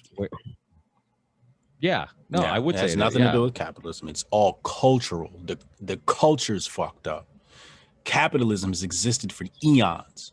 The natives used to trade freaking seashells. Money, people have always needed money. It's not money. It's a fucking culture, man. Like the culture of these goddamn savages. It's their mentalities. That's the problem. No, I agree with that. But so when I say capitalism, because I'm a firm believer of all the isms you can show examples of how they can be good or bad, and so it's not inherently the ism, right? Like, to me, like, I don't care about isms. Like, it's one of those things where, okay, you get the left who says capitalism is the root of all evil, you get the right who says socialism is the root of all evil. I think as a idea, they can work. Unfortunately, you have to take human nature and human tendency, take that in consideration and understand, like, there's corrupt people everywhere, and there's psychopaths everywhere, and there's people who are going to do bad things and justify it for, whatever purposes. And so it's not the ism that's inherently, like, it could be just I've had Professor Richard Wolff on here, who's like kind of the leading scholar in Marxism and whatnot, and I explore those ideas because I'm like, okay, so the idea itself might make sense if you don't consider humans being corrupt who are going to take advantage of these ideas. So is that kind of what you're saying also, is that so capitalism as a idea isn't inherently evil? It's the fact that you take humans that will find ways, corrupt humans who only care about profit, and which some people might make the argument that, like, well, in capitalism, that's kind of a big part of it, is like infinite growth, constantly finding more ways to grow and make money, which means in some cases maybe it's cutting pay, maybe in some cases it's moving to Mexico, maybe in some cases it's putting a chemical that might not be the safest in a in food or whatnot. So There's no such thing as capitalism. okay, what do you mean by that? Capitalism is an idea created by Marxists, created by socialists. The term capital, das Kapital, and capitalism was perpetuated by Karl Marx. When you go look at the etymology of the word capital, it has nothing to do with money. It has to do with land and resources. Yes. When we look at Thomas Sowell and his definition of economics, it is the exchange of scarce goods, services, and resources. Capital or capital is about resources. What people call capitalism is this system of fiat currency. That is not capitalism. There's no such thing as capitalism. We have a fractional reserve banking system. We have corruption. We have evil. We have greed. We don't have capitalism. The United States doesn't have capitalism. The United States has socialism. At some level, all 10 planks of the Communist Manifesto have been implemented in the United States of America. 5 and 6 talk about centralization. One of them is a centralization of a bank. Install a central bank. That's why Bitcoin's so popular, because it's about decentralization. So socialism is about centralization of power. So when we think about the United States, they had 4 central banks: the North American Bank, the first bank of the United States, the second bank of the United States, and then they had the Federal Reserve Bank. 4 central banks since the 17th century. I'm sorry, 18th century. 4. That's not capitalism, especially when the fiat dollar isn't pegged 1-to-1 to the specie. You're talking about from the inception of the first bank, the ratio of fiat to specie at some point was 27%, 15%, 10%, 5% until it hit the Federal Reserve to 0%. That's not capitalism. If you had capitalism, the dollar, or so-called capitalism, the dollar would be pegged 1-to-1 to specie. It's not. Hasn't been. The last time that was Lincoln and his greenbacks, where you could actually redeem 1-to-1 the ratio of dollars for specie and get your gold coins or get your silver or whatever it was. This thing about capitalism is a fraud perpetuated by socialists. You go look at where this word first appears in text. Capitalism. It's in socialist books. They created the word to try and label greed, to try and label evil. So they took people's personality traits and blamed it on a system. Systems can't be evil. Systems can only enable evil. And the one system that enables the most evil is socialism and communism, because it centralizes power at the head of the state. And that's why the United States is so corrupt, because it's centralized power. When we talk about federalists and anti-federalists, the anti-federalists didn't want to centralize power at the head of the state. That's what the Confederates were talking about. Nah, like, we want power from the states. When we talk about the Supreme Court case, McCulloch versus Maryland, when you cite the 10th Amendment, this is where states were supposed to have their own power. That was removed in McCulloch versus Maryland. That's early 19th century. That's centralization of power. That's communism. Now you tell me how United States is capitalist when we've been fighting for decentralization since the inception of this country. And then articles of confederation are filed, and then a few years later we get the Constitution. And then they say all 13 colonies are going to come under one central government. And then you have all sorts of corruption that comes down. You got Said coming in from the Bank of England, influencing people's decisions like senators and whatnot. Right? And this is all in congressional record. This ain't conspiracy theory. The real evil system that enables evil is socialism and communism. See, greed, there is no system that really enables greed better than socialism or communism. When we talk about, again, going back to Thomas Sowell's definition of economics, the exchange of scarce goods and resources. The key word in there is scarce. What people are fighting for is scarcity. Hoarding. People hoard things due to scarcity. We see that happen with the money supply, right? When money gains its value, Bitcoin, people hoard it. They don't want to spend it. Going back to Gresham's law.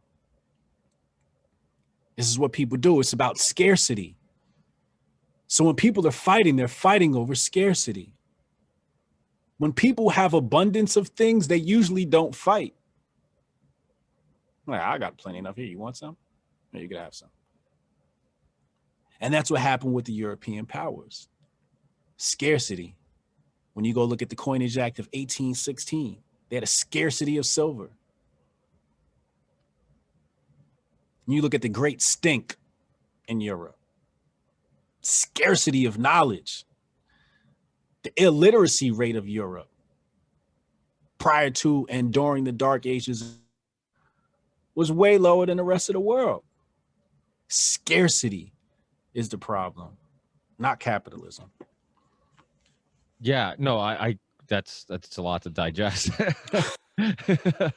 But the US, I would make the argument that I don't think there's ever been 100% any of the isms country. Like, it's always a some type of mixture of even Portugal, Western Europe, very much. Let me ask you a question. Yeah. If I put chains on your leg and I tie you, and I took the other side and I tie it to the tree, and you get 5 foot, I give you 5 foot, would you say you're free? Of course not. No. Okay. If I one day gave you 100,000 feet of chain, would you say you're free? Freer, but no, not free. Okay. That's America. No, I completely agree with you. So, hold on. Yeah. If it's a free market, there are no restrictions. That's a free market. So either you're free or you're not. Just because you make the chain longer doesn't make it a free market. So there is no mix. People think there's a mix. It's not. It's just levels of socialism. The chain's just a little bit longer than some other countries. But your ass ain't free. Couldn't you use the exact same metaphor and say, if I was and I'm not, but if I was a socialist, I could say, well, same argument. Like, okay, we don't live in a socialist country. We just live in a longer chain because capitalists still have the right to do, certain things without some restrictions. Why should the capitalists have restrictions? No, I get that, and we can move on to that part of the conversation. But capitalists in this country have gained power through lobbying Congress.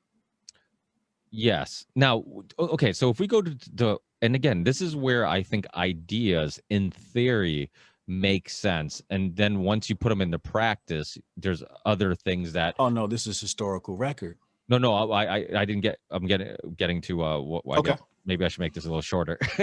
But my point is like, so the idea is like, okay, capitalists, or even like the free market, for example.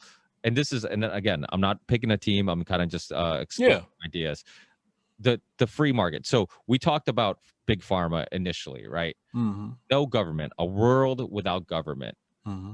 Big pharma would still be pushing propaganda, Mm-hmm. pushing pills we don't need when our health is really internal, and Mm-hmm. Mother Nature gave us all the vitamins and minerals and things necessary to survive. Mm-hmm. They would still have the green light to I mean, look at Edward Bernays, and I'm sure you're familiar with his work, and the nephew got women to smoke buy cigarettes. yeah, and many other things. And his techniques were Yeah. used for war propaganda, and even Noam Chomsky talks about him, and I believe in manufacturing consent and There's all. Netflix grandfather or something like that. What's that? The founder of Netflix. Who's I think Edward Bernays is like his grandfather or something like that. Really? Yeah, go look at the family connections between one of the founders of Netflix and Edward Bernays. Yeah, absolutely. Yeah, and so he understood, obviously, and it's actually something that you briefly talked about a while ago, is how to get people to indirectly want something. Yeah. You're not. So it's He should have that. They should have that freedom to do that. They should, but in Right. a way, isn't it a little bit, like the Bill Hicks joke, like just marketing, it's brainwashing, it's propaganda, it's in a way, it's using techniques similar to what like the big tech. I mean, you could make the same argument about big tech, like we're manipulating, all that stuff. And I'm not saying that it justifies government interaction. Let's stick to drugs, right? Okay, yeah. Big Pharma has a monopoly on drugs. Why? Because it's illegal for us to have drugs, to make drugs. I can't go get a coca leaf and bring it to America and do what I want. I can't grow plants in my house of a certain variety. They've outlawed iboga. Iboga is a plant that they use to treat the heroin addicts in South America and abroad. Yeah, and they turn into a drug called ibogaine. America's like, no. That's illegal. You see, without the government telling the little guy what he can and cannot do, there would be no monopoly. Because we'd say, why do I need your drugs? I got plants right here, dog. I got 12 marijuana plants right here in my attic. I got the lights on. Everything's good. I don't need your products. But couldn't you make the same argument about why people go get fast food or pre-made food? Like you can buy all the ingredients. Nobody restricts from it, but you could. Yes. So why would I go That's called freedom. That's called freedom.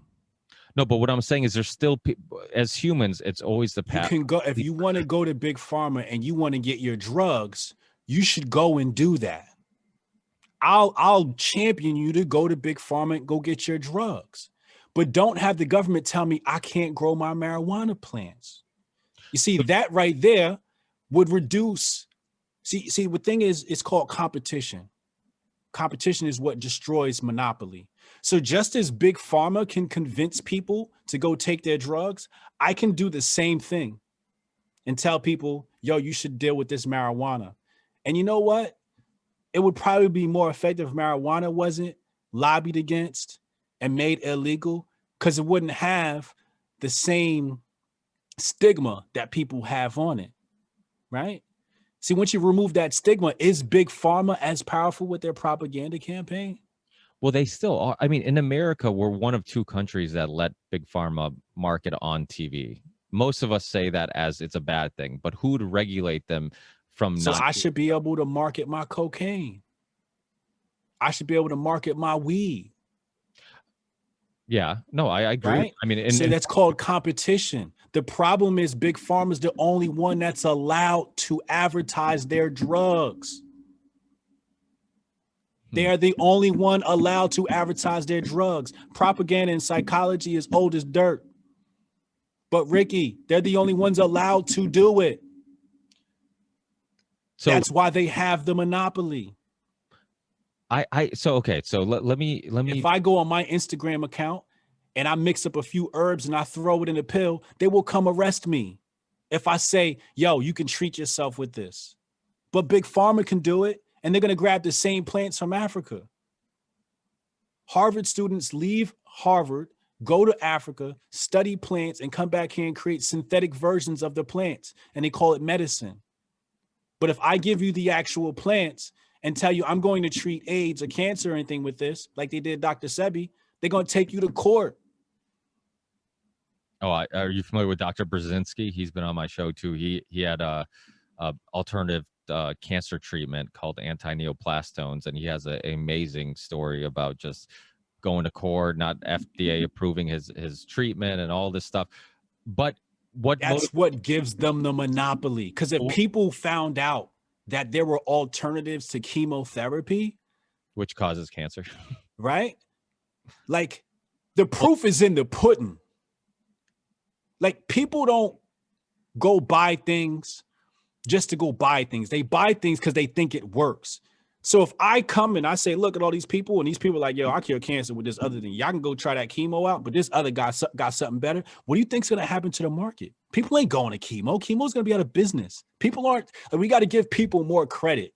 We don't give people enough credit. But once you get big enough where you have enough, so I think in like small sample sizes, like for example, if you had a coffee shop and I had a coffee shop and you have better service or better coffee, obviously the free market means you're going to get most of the business, which forces me to step up my game, which is good because that means that the people who are consuming the product is going to get the best product possible. Right. But once you step up your game and your company becomes huge, and because you're doing such a good job, now all of a sudden you have an enormous amount of resources, financially, whatnot. So that means marketing. That means all these other things that a smaller company, doesn't have. So it means you could buy smaller companies, which sometimes big companies do. You could get the best marketers to convince people that you're selling the best product and convince people that this is the next big thing. Mm-hmm. There's all these other tactics, Dunkin' Donuts, Starbucks.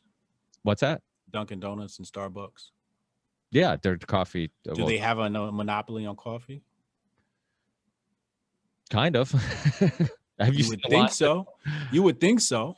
Well, but there are a lot. But there are a lot of independent brands that do really well selling coffee. Well, coffee's a drug, and it's a huge drug. I mean, there's caffeine is a drug, and it activates the same part of the brain as cocaine.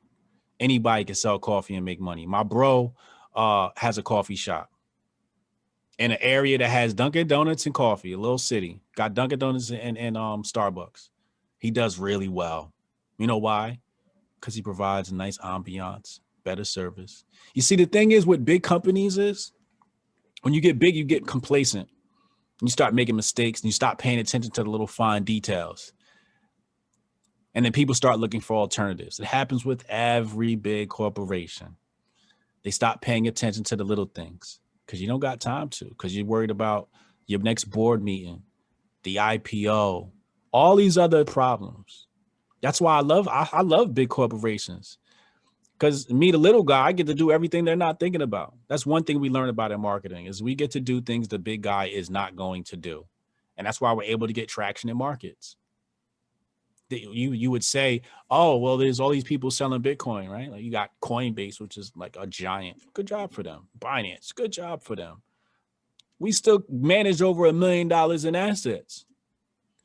I don't get worried about the big guy. There's always somebody in the market who I can cater to. I don't need to have the whole market. My 1% of the market might set me up for life.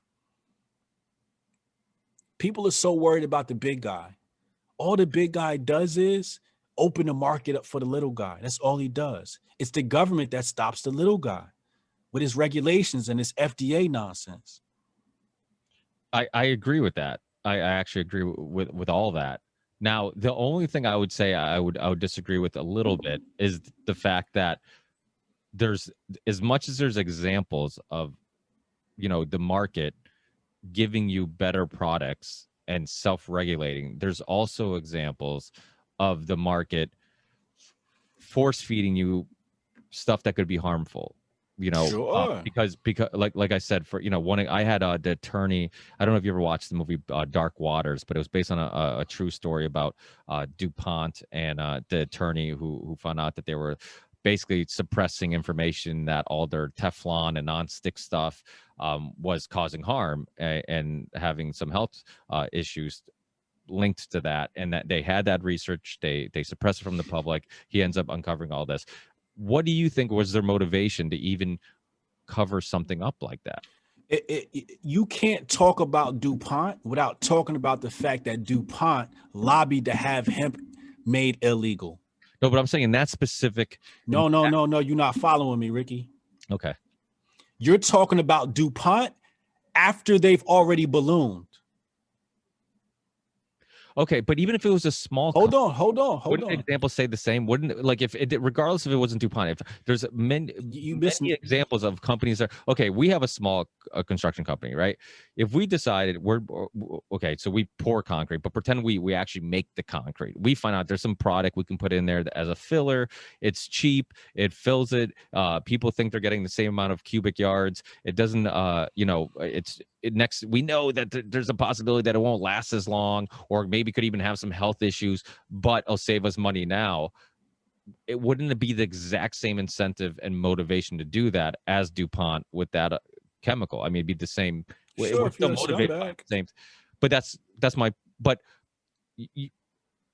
some people believe that it's not. If you talk to some people who run businesses, their purpose is ones and zeros, like quarterly gains. So to them, it's not being a scumbag. It's just business. Like, right. So what's gonna happen when you get your house done up? They put the concrete down, and you find out you got an inferior product. What's gonna happen? What are you gonna do as a customer? You're gonna tell a friend. That's what you're gonna do. You're gonna tell people, "Yo, I got this cheap shit from this guy right here." Happens every single day. That's why they got Yelp and all these other things. You can say, "Yo, I got some cheap shit from this guy right here." We don't get that stuff. We get the good product from such and such. And this is where you have like educated consumers and non-educated consumers, right? And it happens in many different fields. So they'll say, if you're going to build, let's say, if you're going to have your driveway done, there's many different ways to have your driveway done. Depending on your income level is going to determine how great of a product you got. Depending on how mentally savvy you are, is going to depend on what products you use, so on and so forth. The market can fix itself. The market will correct itself. The market has corrected itself. We've seen an explosion of people saying there's synthetic foods in our pantry. We've seen documentaries explode and say, "Yo, what is high fructose corn syrup?" And what happened? Whole Foods blew up. Superfoods blew up, right? The market will correct itself. People will find out about these things. People are going to do underhanded things, but the market corrects itself. We can't prevent people from doing bad things. We can change our culture to shame bad things. The biggest problem in America is distractions. It's the biggest problem in America. The biggest problem in America is the Super Bowl. The biggest problem in America is the NBA game. The biggest problem in America is Real Housewives of whatever is coming on tonight. American Idol. TV is America's biggest problem. That is America's number one problem. It is the reason why we are more compliant with the COVID restrictions as compared to other countries. It's because of TV. You look at countries that don't got a whole lot of TV, people living in rural places, like, y'all ain't no COVID restrictions. Look at Africa. There's like 0 to none COVID restrictions in Africa. Why? Because ain't nobody got time to be sitting around watching TV all day. Ain't nothing on TV. People are outside moving about. The brainwashing doesn't work until you turn on that TV. That's America's problem, is the TV. Well, I'm very similar to you, and I've heard you say this in shows. I have a very hard time enjoying mindless entertainment because I feel like I'm wasting time. Like I could be consuming something that's thought-provoking, that could help better understand the world around me or myself. And so it is. I do feel like there's a need for it at times. You know, for you need to kind of unplug and give your brain, you know, a break, because I think there's sometimes it's like information overload. You can do so much reading and so much research. It's like I need some time to just digest all this. You know, I need time to just kind of think about all this. But yeah, I mean that's one thing I love about you is that I can have these type of conversations and really just, you know, this is how you learn. I always say, well, you know, if you're only talking to people you agree with, then you're probably not going to learn as much. You know, Right. So, yeah. Right. Absolutely. But my I want to go back to the DuPont thing. Yeah, The yeah. DuPont thing is like, But you it's a don't think domino motivation effect. is you don't think that I know people, okay, and again I'm using construction as a reference because that's kind of the world that I live in, and but it's I know people who are, they seem like good people, and they really only look at decisions that I would, because I always say like the reason why I'll never be that successful is you know, is because there's certain things that just I don't feel good morally doing, even though it's Yeah. like I could do this. But that's going to exist. There's nothing you can do about it. Nothing you can do about it. Like that's the biggest problem people try to do. They so worried about the big guy, they ain't focused on the little guy. I don't care what the big guy does. I want to lobby to remove restrictions for the little guy so he can compete. Well, Again, coming back to DuPont family isn't the DuPont family unless they lobby to have hemp made illegal. People were creating biodegradable plastics. They were creating clothes out of hemp. I mean, there's like 100-something products you can make out of hemp. the American flag, the first American flag was made out of hemp, rope, clothes. I mean, the strongest rope. I mean, hemp protein. I mean, just about everything. You see what I'm saying? It's a magical plant. Absolutely. Right. So what I'm saying is when you have somebody use Congress and destroy the little guy's ability to create for himself, that is what makes us relying upon the corporations. So that one bill took away our clothes, took away our food, took away our livelihood, and completely changes the trajectory of history. So when you have these big monopolies, you got to look at what laws were passed that killed the little guy. When we look at these coinage acts, where they remove certain coins from circulation, where they tell you you can't redeem your fiat currency for specie, you're literally stripping the wealth from the little guy. It's not the big guy winning that kills us. It's the big guy using Congress to destroy and create restrictions for the little guy. Just with that one law passed on hemp completely changed history, bro. So when we think about what's happening today with zeros and ones, you're at the end of the story. You got to go to the beginning of the story to understand how we even got here and how to even manage this crisis. It's the beginning of the story, which says, oh, they lobbied here and they lobbied there, and this FCC and FDA and all these different alphabet organizations. So it's the growth of the government, the overstepping of their power, the growth of their power is what's killing us. It's not the corporations, it's not the big guy. The corporations have enough money to pay for the licenses. If you want to pop up one day and say you do hair, you need a license. It don't matter how good you are doing hair. You're going to need a license for that, bro. This is where we are in America. And that's a hurdle for the little guy. You want to sell alcohol. Oh, you need a license for that. Bro, I can just stomp on some grapes and let them ferment and sell it. Like, why do I need a license to do that? Oh, I know why. Because you don't want the little guy coming up. $100,000 for a license to sell alcohol, bro? Oh, it's ridiculous. I mean, $1 million in some states. I'll give you an example that makes your point. Just recently, speaking of construction, they just started doing this thing called a concrete finisher license. So everybody who does concrete in Massachusetts has to pay $400 to watch this video for so many hours and then get the certificate, or you can't do any state jobs, right? you know, I remember when I first heard when they were first proposing this, I'm like, okay, I understand. I've been doing it since I graduated high school, like 04, 03. But my father's been in the country since like, you know, late 80s, early 90s. Yeah. Why the fuck isn't he grandfathered in? Like, what are you going to teach him?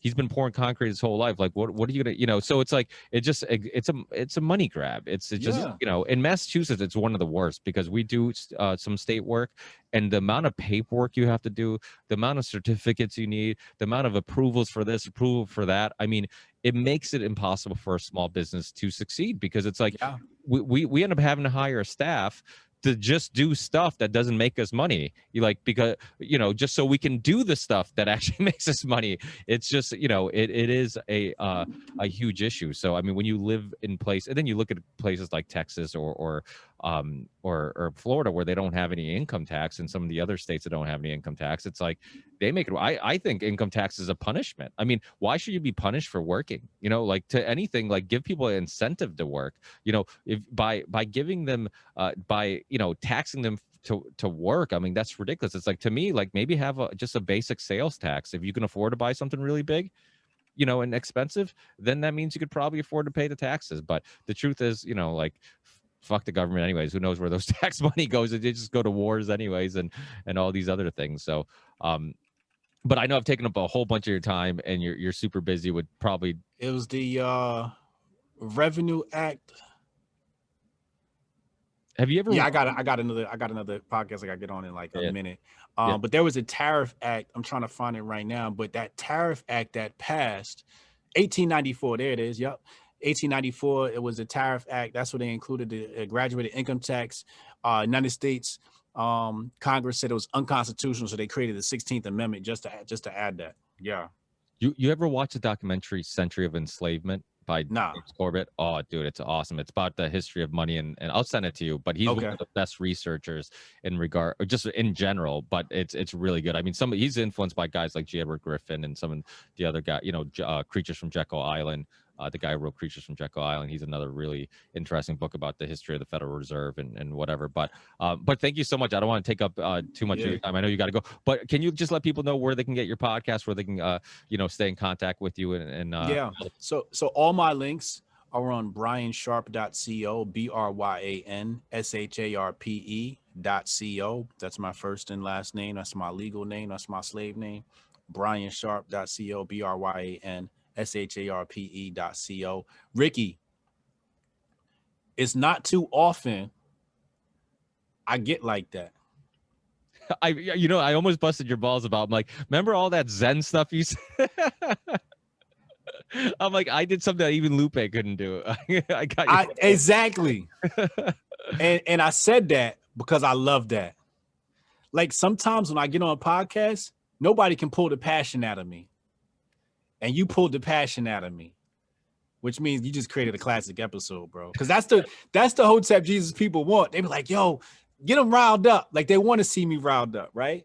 And so you pulled on some things that I'm really passionate about. So this is a great episode. I gotta thank you, man. You created some classic content here. Thanks. Well, I think that's what makes us human, and when you can find out what people are passionate about, and being open to, and the reason why I felt comfortable kind of because I've heard you in other conversations, and I could tell you're one of those people. You're open to having these dialogues. So to me, these are my favorite conversations because I don't have to just sit here and agree. I feel comfortable enough where I could be like, okay, let me push back just a little bit, and just and more, not just because I just want to cause conflict, but because I actually want to learn. I always tell the listeners, I'm like, this is a journey, not just for the listeners, but the participants. Like we as hosts and guests, like we're learning too through the whole process. That's why I think long form conversation is so important, because if you talk long enough, you never know where that conversation is going to take you, and it could take you to a really interesting place. So I hate going on a podcast and not getting pushed back. Really? I hate it. Yeah. They just kiss my ass the whole time. I'm just like, it doesn't bring out my personality. I don't get to like really get in my bag, you know? So like the fact that you push back, I'm like, thank you. Finally, somebody is going to challenge me. Damn it. Challenge me, motherfucker. You know, so we'll have to get you on a future Union of Unwanted. That's one of the things I like about those shows. We'll do one with just a bunch of different thinkers and researchers, and we kind of share thoughts. And that's a good place because everybody's respectful, but we're also, they understand that they're free enough to push back so we Yeah. can learn, because that's how we learn. You know, you can't answer the questions if the questions aren't asked, you know. So it's but thank you so much. I really appreciate your time. I know you're a busy guy, and Yeah. hopefully we stay in touch and keep up the great work. You got access to me anytime. Just let me know, bro. Thanks, Hotep. Appreciate it. Yeah. Enjoy Peace. your Friday. Yeah, take Yes, care. sir.